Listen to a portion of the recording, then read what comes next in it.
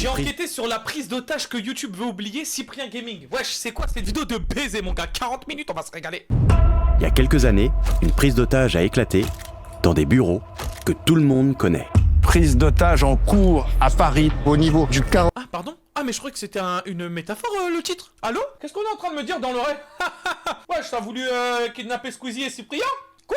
Je suis pas au courant, moi. 35 rue des Petites Écuries. Rue des Petites Écuries, c'est la rue où se trouvait le studio Cyprien Gaming. Allô? Une attaque sur des youtubeurs que tout le monde suit. Il voulait choper un de ces gros youtubeurs pour faire une énorme dinguerie, quoi. Il voulait négocier en disant « Moi je vous rends Cyprien si vous accédez à mes requêtes ». Tout a démarré de là. Mais pourquoi personne nous a dit ça? Non mais c'est la... Excusez-moi, c'est la vidéo de l'année. Et pourtant, cette histoire, personne vidéo n'en de a l'année. entendu parler. Il y a quand même un gars qui a attaqué la plus grosse agence de youtubeurs et personne s'y intéresse. Les premières négociations à l'assaut final, tout a été filmé. On n'arrivera pas à le raisonner, donc il faut provoquer l'assaut. Chaque minute passée, chaque mot échangé avec le preneur d'otage a été enregistré. Et à ce moment-là, il nous dit, si tes collègues ne reculent pas, je coupe l'oreille d'un otage, ça va finir comme ça.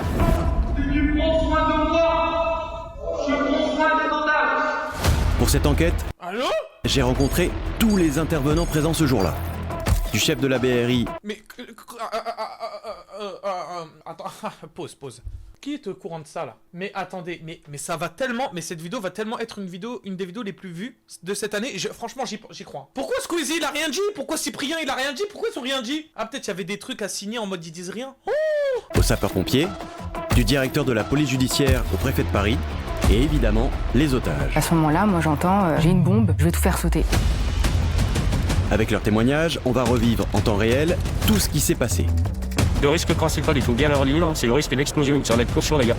Dans ce nouveau documentaire, on va découvrir comment l'homme est entré dans la plus grande agence de créateurs, Il me dit qu'il a un colis pour un youtubeur et il me demande s'il est dans l'agence. quel était son plan initial et jusqu'où il était prêt à aller. Il a un briquet, il y a de l'essence, il y a des otages. À tout moment, il peut allumer avec son briquet et faire exploser le bâtiment. Et comment j'ai non mais là, on me fait une vanne. La tête de ma mère? Là, on me fait une vanne. La tête de ma mère. réussi à retrouver sa trace On n'a aucune nouvelle, on sait pas où il est. 7 ans après sa disparition. Le sujet présente un niveau de dangerosité psychiatrique très élevé. De son arrestation à son passage en hôpital psychiatrique, Là, vous avez des dizaines de soignants en blouse blanche comme ça qui sortent.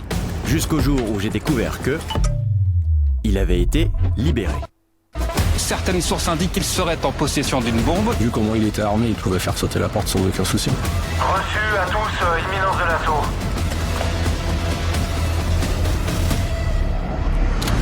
J'ai cette vidéo à montrer sur YouTube.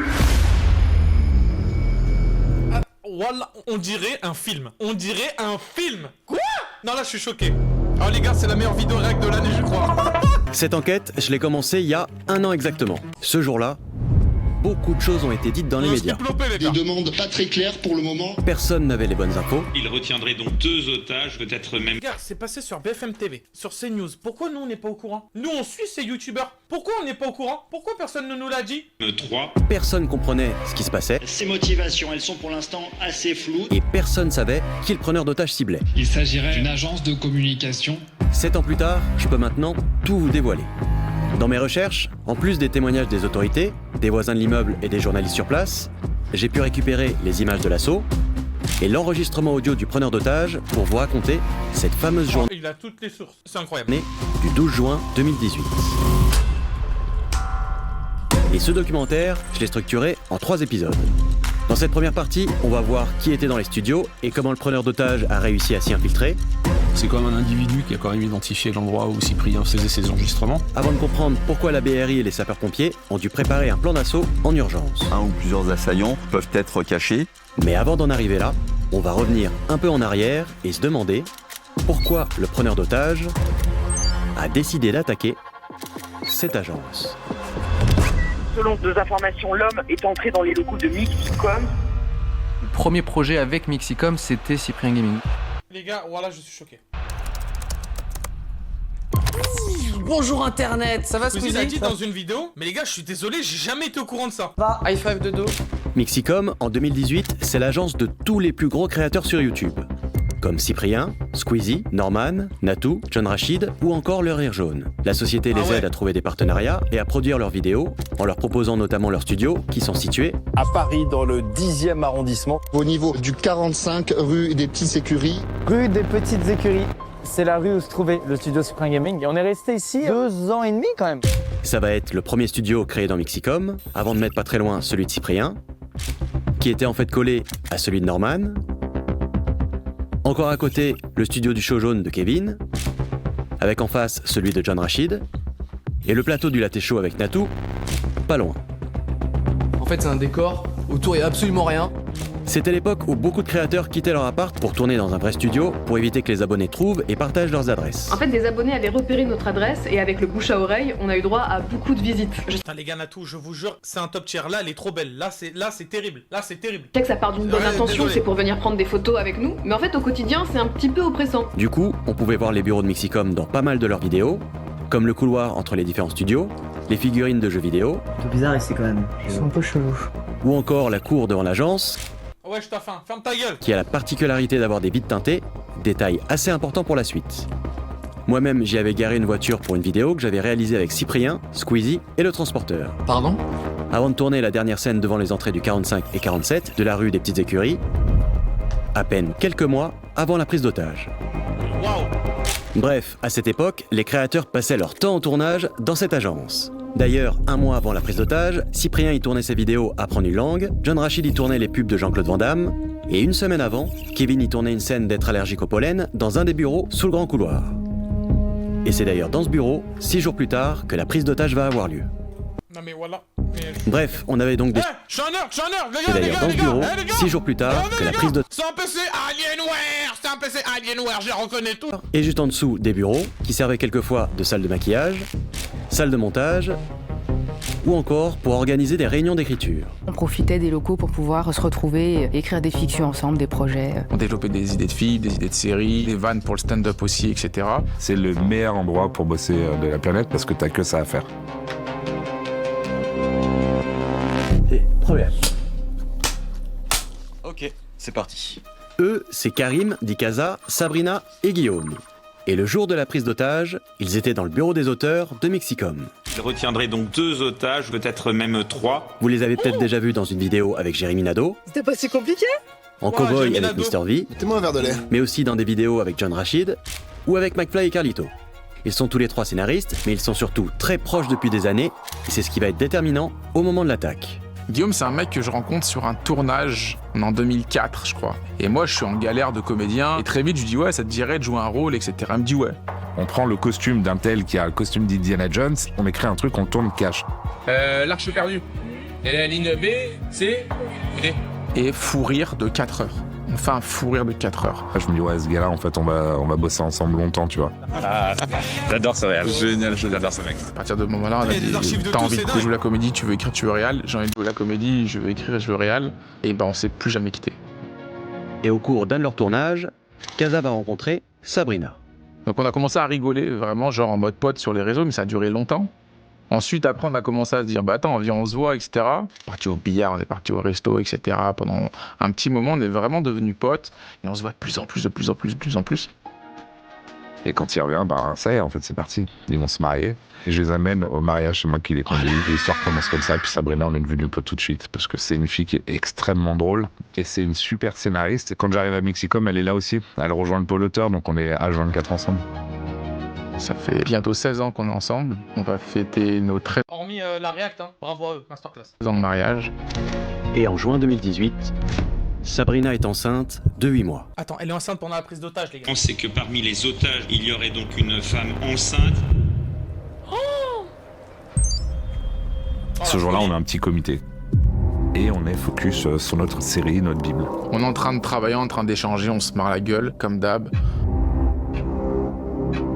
Et à 15h45, depuis le bureau, depuis la porte vitrée, je vois un livreur arriver. Des livreurs, on en voit souvent, il y avait toujours des livraisons. Parce que t'as toutes les marques qui font des cadeaux, en t'as mode livraison, mais c'est une tous les dinguerie. youtubeurs qui se font envoyer des choses, et puis même nous, des fois, on se fait envoyer des trucs.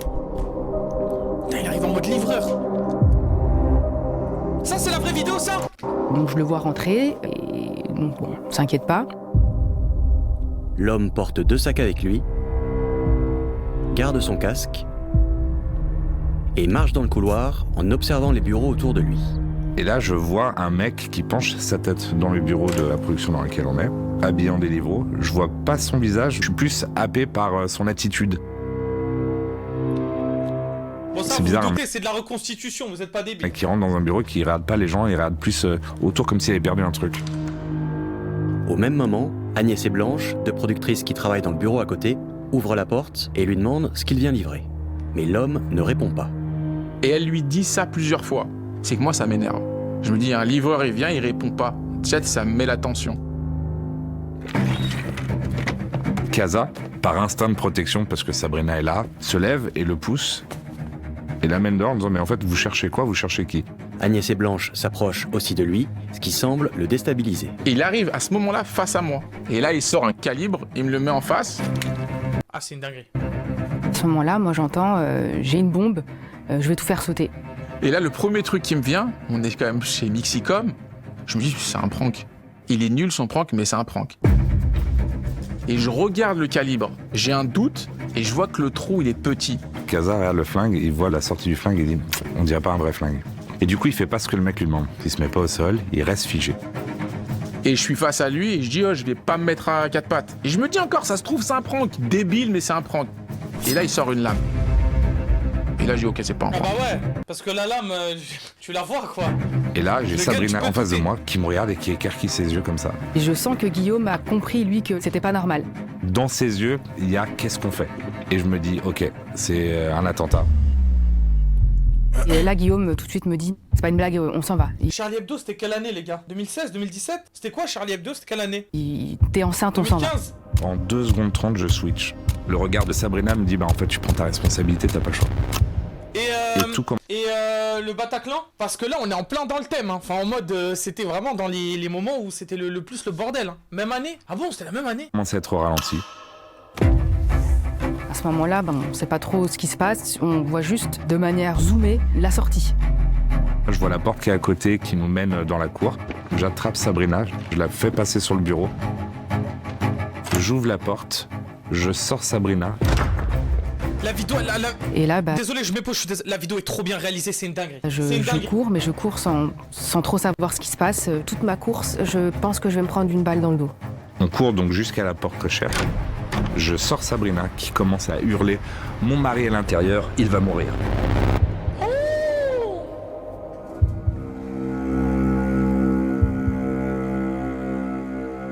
Oh, la vidéo, elle fait Blanche et vraiment Agnès, stresser. qui dans le mouvement ont réussi à sortir, les rejoignent. Seul Casa est resté dans le couloir. J'entends que la porte, elle s'est ouverte. Donc je sais que Sabrina et Guillaume, ils sont plus là. Pris de court, le faux livreur panique et se retourne, ce qui va permettre à Casa d'en profiter. Je me dis, je vais pas aller dans le bureau, parce que potentiellement, il peut voir Sabrina et Guillaume partir ou je sais pas quoi. Je vais dans le studio qui est en face. Casa entre dans un des studios de tournage et se couche au sol pour pas se faire tirer dessus. Et je me dis, bon, bah s'il a un couteau, c'est sûrement un vrai calibre. La vie de ma mère, la L'homme vidéo, elle tente est de forcer la incroyable. mais finit par abandonner. Casa se retrouve enfermée et à l'extérieur, Sabrina n'arrive pas à se calmer. Je sais pas ce qui se passe, j'ai abandonné mon mari à l'intérieur parce qu'il m'a pas suivi. C'est la panique totale, j'ai les contractions qui commencent, moi je suis pas loin de mon terme. Guillaume, il a été séparé Ah ouais, de en moi, plus, donc je suis même avec pas le stress, tu peux accoucher d'un coup avec comme mon ça. ami, je suis seule. Moi, je tiens cette grande porte en bois avec l'espoir que mon pote sorte. Et là, je Mais vois... moi j'ai une question. Cette image-là, les images de caméra qu'on voit à chaque fois, ça c'est de la reconstitution ou c'est les vraies images? Parce que je sais que tout le reste c'est... Le mec Mais en les face de... caméras... Sabrina n'arrive pas à se calmer. Action seule. Et là, je vois le mec en face de moi. Il me regarde, il voit que je suis loin. Et il ferme la porte. Moi, je sais plus ce qui se passe à l'intérieur. Reconstitution La aussi, la porte est caméra. vitrée. Je sais pas, Et tout à là, l'heure, je il a prends dit qu'il conscience avait des que vraies images je et peux tout. rien faire d'autre que ça. Vous êtes là, vous faites quoi frère? Moi je sais pas. Hein. Moi je bloque tout et j'attends. Et à ce moment-là, c'est l'attente. À 15h46, une des productrices appelle le 17. 17 police secours, je vous écoute. Très vite, la police va trouver sa localisation et chercher la patrouille la plus proche de l'adresse. Très rapidement, le PC Radio lance un appel d'urgence et demande aux équipages les plus proches de se signaler. Une caméra de verbalisation filme la rue, mais rien n'indique une prise d'otage. Et à quelques rues, 2 policiers municipaux à vélo répondent à l'appel et sont envoyés à l'adresse pour comprendre ce qu'il se passe. Les gars, la vidéo elle est trop bien Et réalisée. en je les vous jure, j'ai attendant, la pression Casa premier est degré toujours comme si j'y enfermé étais. et cherche une solution pour sortir. Attendez, je dois mettre pause pour vous raconter un truc. Désolé, hein, parce que j'aime pas mettre pause, moi aussi j'aime regarder, mais vous savez que les gars, c'est pas la première fois que quelqu'un s'en prend des youtubeurs. La dernière fois c'était Inoxtag et tout, mais je vous jure que pour moi, ça va encore plus arriver. Genre pour moi, ça va être encore plus récurrent. Parce qu'en fait, les Français, ils comprennent pas un truc. C'est que quand t'es une gigamoula, t'es obligé d'avoir une sécurité rapprochée, quoi qu'il arrive. Regardez Anime, il l'avait dit la dernière fois, il en a une. En fait, je vous explique. Quand vous êtes une moula à ce point-là, tu ne peux pas te balader dans la rue en pensant que tout le monde veut ton bien. Voilà. Chez les ricains, vous savez que tous les streamers ricains, tous les youtubeurs ricains super connus, ils ont tous une sécurité. Tous. Tu ne peux pas rester tout seul, c'est impossible. Il y a quelques Français en interne, ils ont une sécurité, mais c'est une sécurité un peu bizarre. Je vais pas m'exprimer, sinon on va me couper les couilles, mais voilà. Mais bref, passons. Ah, ça, c'est les vrais trucs. Ok, ça, c'est les vrais trucs. Suite à l'appel au 17, en quelques minutes, les premiers policiers arrivent sur place et se positionnent aux 2 entrées. La prise d'otage est confirmée, les renforts spécialisés et les secours sont très vite appelés. Ah, je suis chaud, frérot. Tous les acteurs policiers vont être appelés très rapidement, vont pouvoir se rendre sur place. Les autorités de la police judiciaire sont également appelées. Les sapeurs-pompiers de Paris sont également avisés. Le préfet, bien évidemment, parce que ça se passe à Paris, est immédiatement avisé. C'est GTA. Et très vite apparaît la nécessité d'envoyer un moyen spécialisé d'intervention. Et le moyen spécialisé d'intervention à Paris, c'est la BRI. C'est une dinguerie. C'est une dinguerie. La BRI, c'est la brigade de recherche et d'intervention.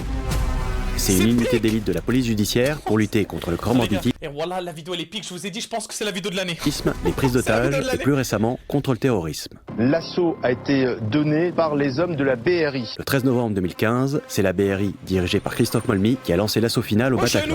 Le 13 novembre 2015, c'est la BRI. Ah non, il y a une win. Non, voilà, pardon. Allez, BRI dirigée par Christophe Molmy qui a lancé l'assaut final au Bataclan. Et ce 12 juin 2018, c'est aussi lui qui va diriger l'opération d'intervention au 45 rue des Petites Écuries.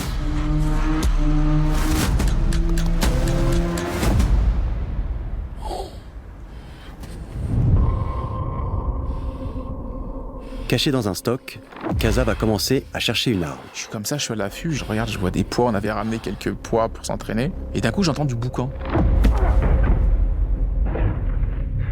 Il se dit que Guillaume est revenu l'aider et décide de sortir.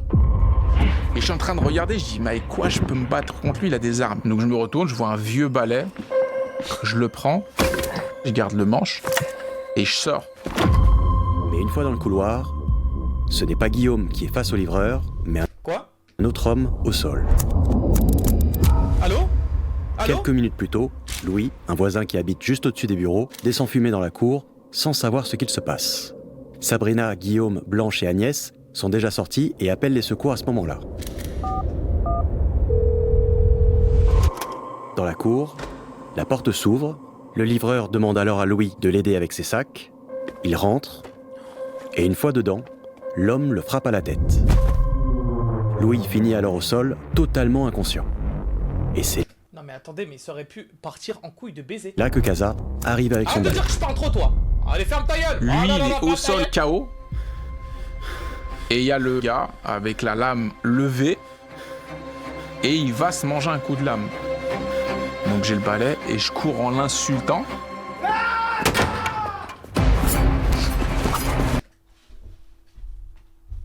Non, pardon de rigoler, mais en fait... Désolé. C'est le pire moment pour rigoler. En mais l'insultant. En fait... Non, mais... En fait, le balai qui lâche d'un coup... Oh, il a sauvé le gars. Ah ouais, non, par contre, la baston au couteau. Oh, Là, je suis face à lui, il recule, je lui jette dans le casque. mais tu peux même pas le taper Et au nulle visage part, en il va plus. sortir une sorte de cric. Oula. Et là, moi, je me m'engage, je me prends pour Mike Tyson. Tu sais, je me dis, ouais, je vais esquiver cette barre. C'est adrénaline. Et lui, il tape là où je vais esquiver. Donc, il met ma tête où il va taper, en fait.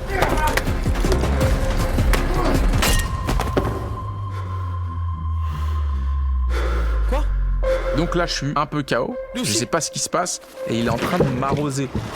Et ça pue l'essence. Non. Et donc, je vois, il m'arrose. Donc, Oh non, c'est une dinguerie. Oh là, voilà, oh là là. je me lève, ça me donne encore un plus de jus. Je recule, je vais dans le bureau. Et là, il cherche son briquet. Oh là là. Non mais attendez. Putain, mais c'est quoi cette histoire de fils de pute là? Il le sort. Mon cœur il bat à 2000. C'est simple, avec tout l'essence qui m'a arrosé, il fait une étincelle. J'ai une banane flambée. Je me mets contre l'espèce d'armoire en bois qu'il y avait. Je me pousse contre l'armoire et je pousse de toutes mes forces. Je glisse vers lui, le briquet il tombe. Là il est par terre, donc je fonce vers la porte.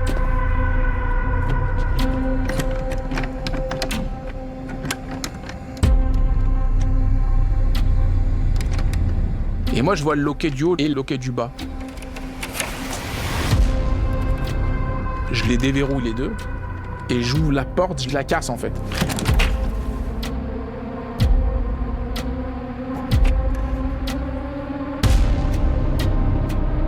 Tu vas se manger une balle. Et là, j'entends une énorme détonation.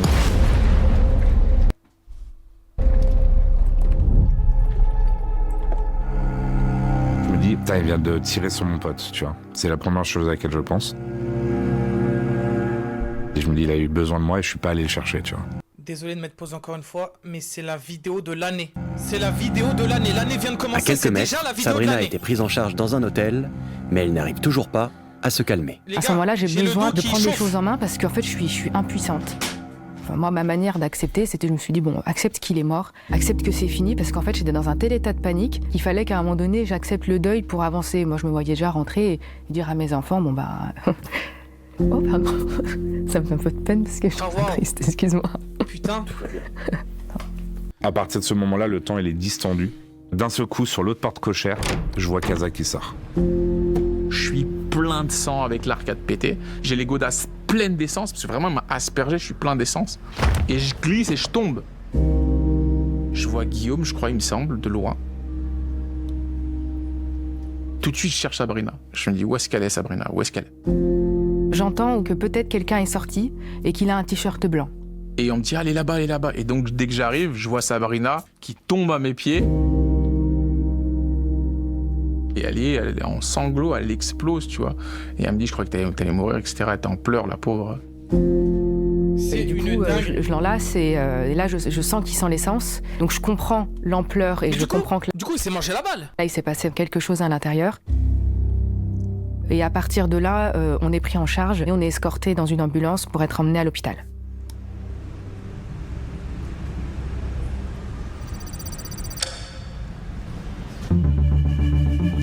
Maintenant, faut lui baiser sa mère maintenant. Très vite, la BRI arrive sur place et va installer son poste de commandement dans l'hôtel Paradis où se sont réfugiés ceux qui ont réussi à sortir quelques minutes plus tôt.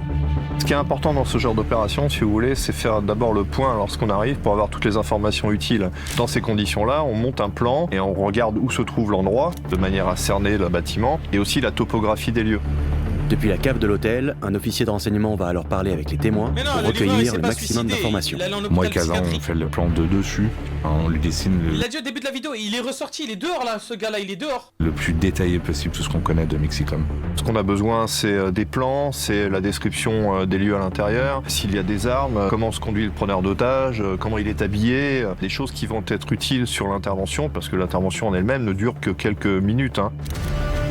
Un premier plan est dessiné et la BRI est vite confrontée à un problème. Toutes les vitres extérieures dans la cour sont teintées. Oh ah mais ça c'est horrible. Oh là là. Ça veut dire là ils le savent pas, à tout moment genre le mec il est là et il les voit. Il peut leur tirer dessus. Les vitres empêchaient de voir à l'intérieur, ce qui rendait délicat l'intervention puisque on pouvait nous voir sans qu'on voit les personnes qui se trouvaient à l'intérieur. Donc en termes de surprise, c'était pas évident. Donc depuis la cour, personne ne sait ce qui se passe à l'intérieur. Dehors, la BRI encercle le bâtiment. Et dedans, le preneur d'otages menotte Louis, genou au sol, avant de l'asperger lui aussi d'essence. C'est qui lui? J'ai oublié, attendez, c'était qui lui? Ah oui, c'est le voisin. Quoi? Non, allez, j'abandonne. Mais il est mal, c'est un tarté mental. C'est quoi? Mais la maladie, frère.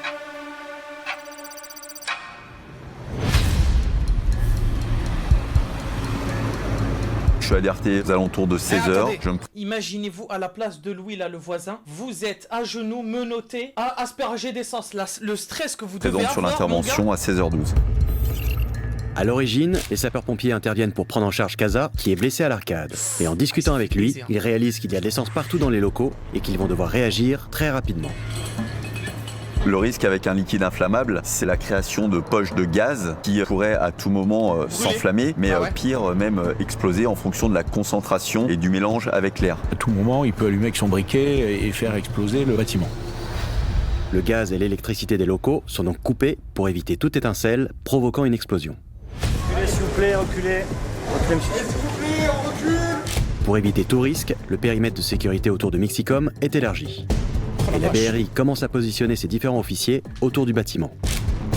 La première chose à faire, c'est de se mettre en position, en place. Par exemple, mettre une colonne d'assaut immédiatement en position pour pouvoir réagir à n'importe quelle situation. Une première colonne se positionne devant l'entrée du 45 et une deuxième au 47.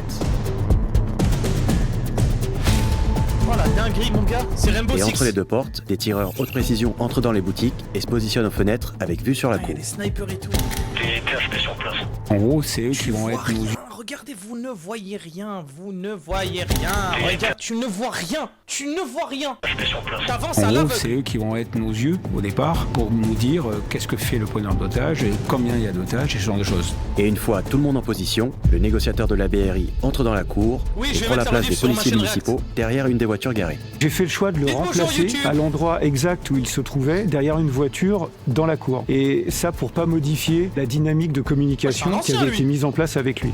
L'objectif, découvrir qui est vraiment ce faux livreur, quelles sont ses revendications et pourquoi prendre cette agence pour cible. –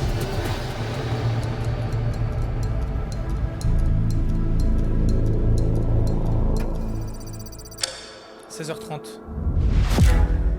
Quand on arrive sur place, on ne peut pas envisager délibérément un assaut sans se donner la chance d'une négociation. Dans ce type de situation, la négociation se fait toujours en équipe.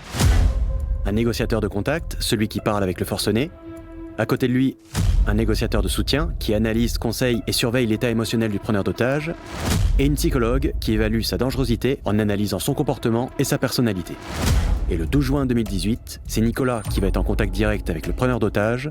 Pascal, à côté de lui, sera en soutien. Et enfin, Sandrine tiendra le rôle de la psychologue. C'est eux qui étaient présents au Bataclan et à l'Hypercacher en 2015.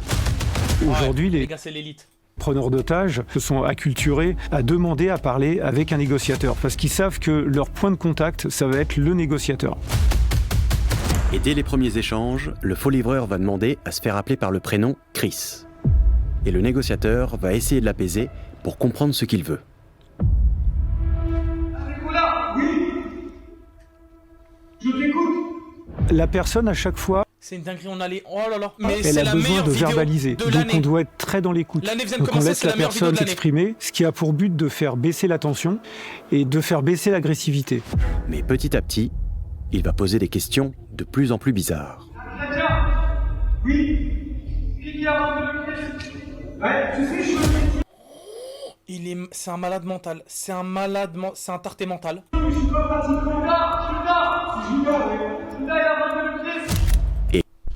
Starfallah, c'est un malade mental. Plus la discussion avance, Mais plus en le fait, preneur d'otages tu va commences devenir à agressif. parler avec lui, mais t'as perdu. Tu vois, il est complètement fou. Tu prends soin de moi. Je prends soin des otages. Il a un peu la voix normale, hein. Pardon. C'est... Voilà, mais... Je comprends pas pourquoi au départ il insiste pour communiquer avec moi dans la cour. Parce qu'au départ il veut que je reste dans la cour et que je continue à communiquer avec lui. Au bout de quelques minutes, il aperçoit les snipers aux fenêtres et s'énerve de plus en plus. Regarde en haut, il y a le sniper. Regarde en haut. Ouais, je l'avais parlé, chef. Il m'énerve. Et à ce moment-là il nous dit, si tes collègues ne reculent pas, je coupe l'oreille d'un otage, ça va finir comme ça. Vas-y, fais écouter. Regarde-moi, s'il te plaît, je vais faire remonter ton information. Chris est de plus en plus tendu, ce qui pousse la BRI à reculer pour protéger l'otage. Il est déterminé, il est motivé, il est très agressif, il sait ce qu'il veut. Si lui, je descends tout de suite, sinon, je fais mal à un otage.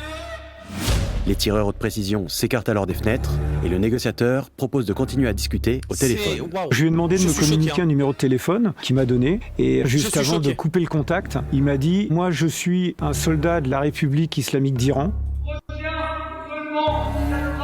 Il va falloir que tu retiennes quelque chose avant de me rappeler au téléphone. » J'ai cette vidéo à montrer aux enfants du monde entier. Il a un accent arabe, vas-y. Pourquoi j'ai cette vidéo, fils de pute, va. J'ai cette vidéo à montrer aux enfants du monde entier sur YouTube. C'est à ce moment précis qu'on commence à comprendre pourquoi il est entré dans Mixicom. Il voulait diffuser ses vidéos de propagande, avec dans ces vidéos-là des revendications assez particulières. Et en remontant son numéro de téléphone, la BRI va découvrir sa véritable identité et comprendre que c'est pas la première fois que la police a affaire à lui. Ah ouais? Le négociateur rentre dans l'hôtel pour continuer la discussion au téléphone. On réquisitionne une chambre d'hôtel où le groupe négociation se met en place. La BRI lance le profilage du forcené et une nouvelle question se pose. Est-ce que c'est terroriste ou pas? C'est la première question qu'on a.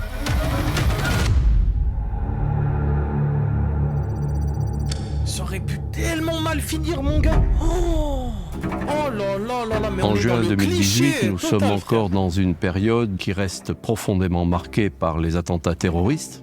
Depuis les attaques du Bataclan et de Charlie Hebdo, la menace d'un nouvel attentat pèse toujours sur la capitale.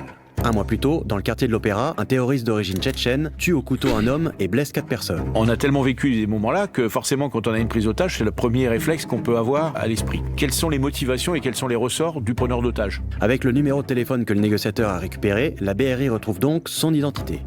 Et contrairement à ce qu'il a dit au négociateur dans la cour, Chris n'est pas son vrai prénom.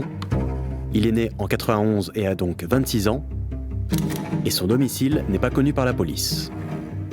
Donc on essaye d'avoir des éléments auprès de la famille, auprès des proches, des voisins. On interroge différents fichiers pour essayer de cribler la personne, de mettre à jour sa personnalité. Ça doit nous aider à avoir un profilage finalement de l'individu, savoir s'il est connu, d'où il vient, et en fonction de ses antécédents, de déterminer si on a déjà un profil qui peut présenter des signes de radicalisation. La police va avoir accès à plein d'informations sur le preneur d'otage, comme son profil médical, son profil psychologique s'il en a un, et surtout un accès à son dossier pénal pour voir s'il a des antécédents judiciaires. Qu'est-ce qu'il a fait, lui? Et un an plus tôt, en 2017, il découvre qu'il a déjà été arrêté pour avoir brûlé un camion pendant les émeutes de Bobigny, dénonçant les violences policières dans l'affaire Théo. Que déjà on voit à peu près à qui on a affaire, donc finalement au fond c'est quelqu'un qui n'a pas un gros profil, mais qui finalement quand on le met dans le contexte de l'époque est déjà un profil d'incendiaire quand même. L'homme est donc connu des services de police, mais il n'est ni fichier S, ni recensé au FSPRT, le fichier de traitement des signalements pour la prévention de la radicalisation à caractère terroriste. Et donc là, la situation, elle n'est pas claire pour la BRI. Le preneur d'otage se prétend soldat de la République islamique d'Iran et veut se faire passer pour un terroriste, mais au téléphone, ces revendications vont avoir de moins en moins de sens. Les premiers éléments qu'on avait de son discours nous ont assez inquiétés, dans le sens où il était assez décousu et il semblait pas très cohérent. Il est presque 17h, bienvenue si vous nous rejoignez. On commence par cette toute dernière information. Un forcené est retranché dans une entreprise du 10e arrondissement de Paris. Prise d'otage serait en cours rue des Petites Écuries. Une information évidemment à prendre avec beaucoup de précaution. Un homme serait actuellement retranché dans le 10e arrondissement. À partir de 17h, les premières chaînes de télé commencent à relayer l'information et les premiers médias communiquent sur la prise d'otage. On en vient maintenant à ce qui se passe en ce moment dans le 10e arrondissement de Paris. Un forcené est retranché actuellement. Nous sommes en direct sur Brut, sur Facebook Live, à proximité donc de la rue des Petites Écuries dans le 10e arrondissement de Paris. Petit à petit, le plan du preneur d'otage se met en place. Quand on a affaire à des individus qui sont dans ces situations-là, le but c'est de donner une résonance médiatique. Souvent c'est le mobile essentiel. Les dernières négociations au Bataclan, c'était aussi la revendication des preneurs d'otages. Dans le dernier corridor, c'était d'avoir les médias. Il est venu avec de l'essence, parce qu'il a aspergé Casa avant qu'il puisse s'enfuir. Donc quand il a séquestré ce voisin, il avait déjà une méthode qui était prête. Tu viens pas dans un établissement avec de l'essence comme ça, surtout quand tu viens faire une prise d'otage, tu vois. Parce qu'on rentre pas chez Mixicom par hasard. C'était une petite société cachée dans une cour intérieure, derrière une grande porte. Pour moi, il savait exactement où il allait. Ce gars-là, il voulait simplement choper un de ces gros youtubeurs et le filmer en direct sur sa chaîne pour faire une énorme dinguerie, quoi. Les gars, je vous jure qu'il y a un monde où Cyprien, Squeezie, Le Rire Jaune, John Rachid ou Natou est mort. Il y a un monde parallèle où une de ces personnes est morte. Ou peut-être plusieurs. Une fois dans l'hôtel, le négociateur appelle donc le preneur d'otage sur son téléphone. Et la conversation avec lui va devenir de plus en plus Norman, bizarre. c'est vrai, j'ai oublié.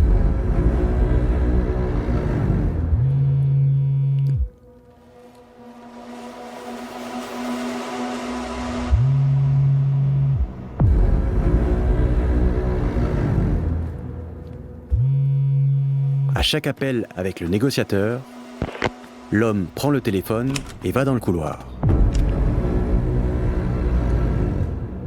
Très rapidement, on se rend compte que le discours n'est pas du tout cohérent et il est quand même très ancré autour d'un délire de persécution.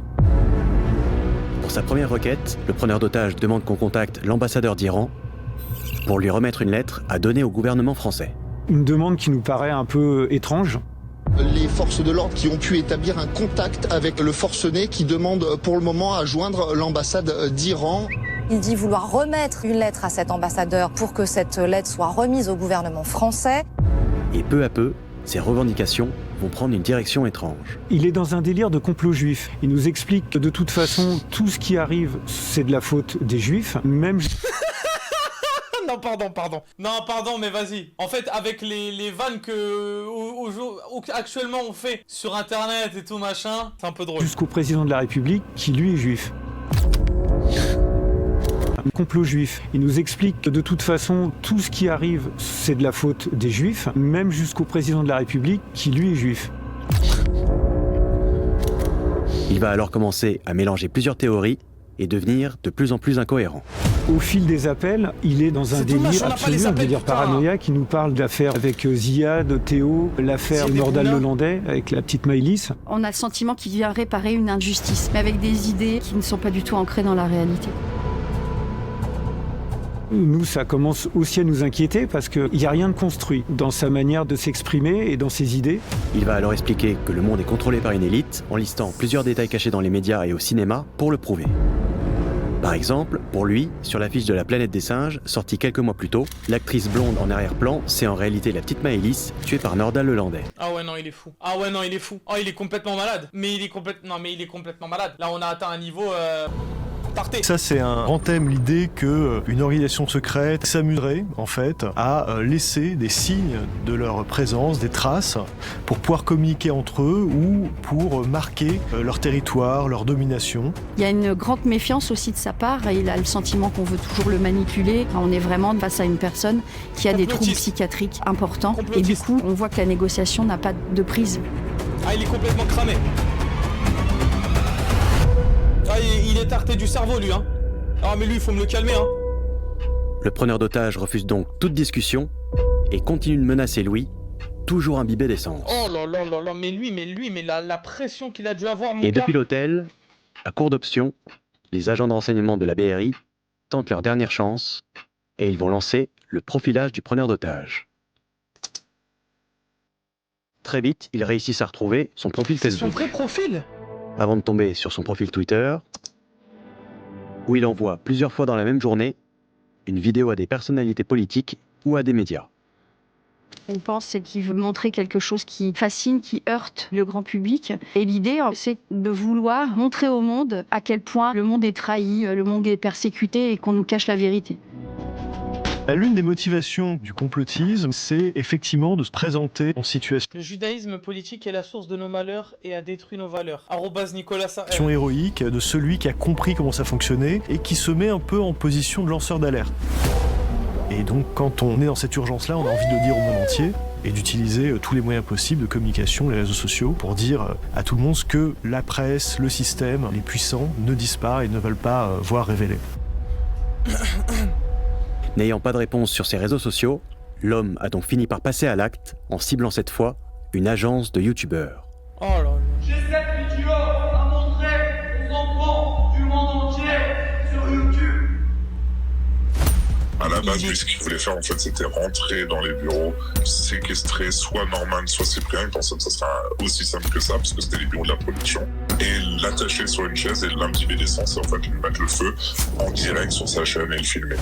Les agents de la BRI comprennent alors qu'ils sont face à un homme prêt à tout. Tout ça, ça donne des renseignements et ça va être dirigé vers le négociateur qui lui va pouvoir avoir au fur et à mesure l'idée de ce qui se passe et comment pouvoir après appréhender une négociation vis-à-vis d'un preneur d'otage. Est-ce qu'on va prendre le temps de discuter avec lui et on sait qu'avec le temps, peut-être qu'il va commencer à céder? Ou est-ce qu'on sait que l'individu est totalement déterminé, qu'il est embrigadé dans sa lubie de prise d'otage et que du coup, on sait qu'il va y avoir une intervention?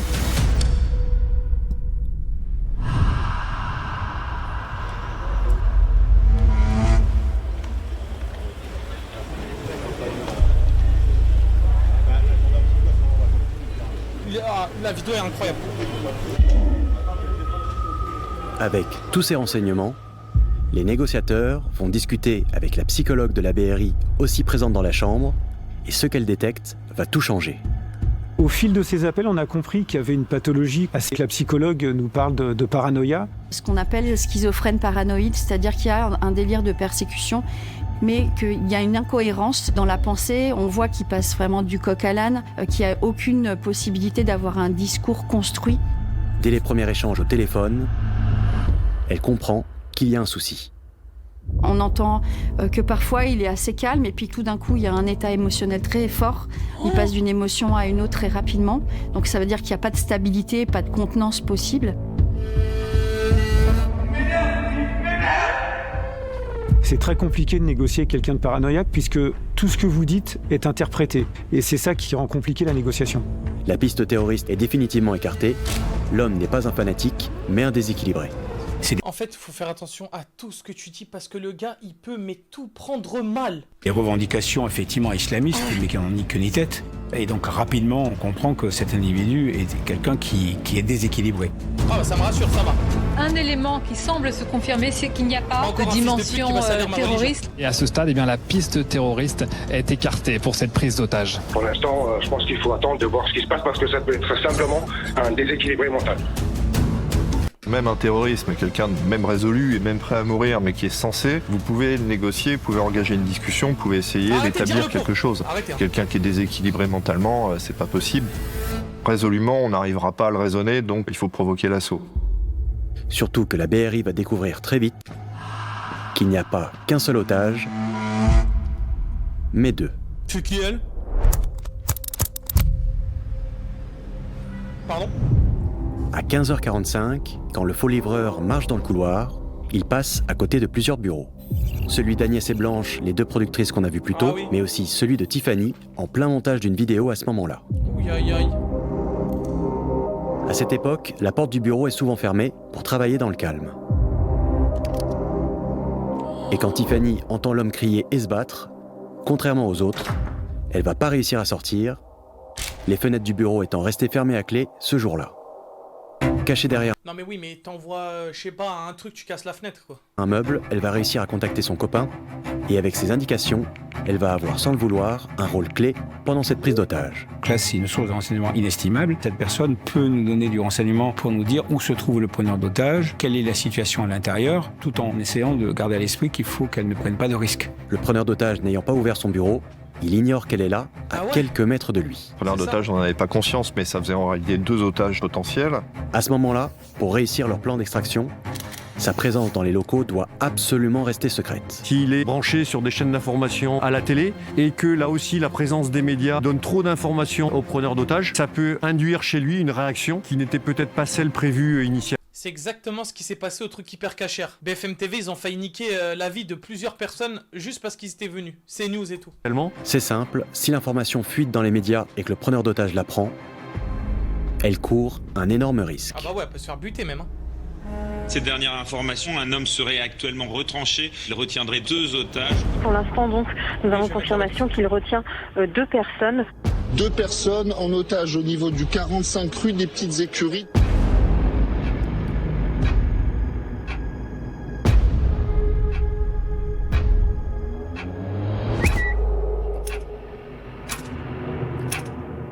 Il a un briquet, il y a de l'essence, il y a des otages. La question ne se pose pas, il faut intervenir à ce moment-là. Dans le prochain épisode, le compte à rebours est lancé et la moindre erreur peut tout changer. Il y a des vapeurs d'essence là qui se développent depuis un moment. Si vous mettez des grenades ou des munitions, il y a un risque d'explosion. Donc on a un risque important que tout s'embrase et qui mette le feu tout simplement à l'immeuble. La moindre étincelle peut tout faire exploser. Ouais, même une balle. Le preneur d'otages va devenir de plus en plus agressif. Et ça va obliger la BRI à déclencher en urgence l'assaut final. Ils avaient quand même face à eux 2 personnes qui étaient menacées de mort, donc j'ai donné l'ordre de passer à l'assaut.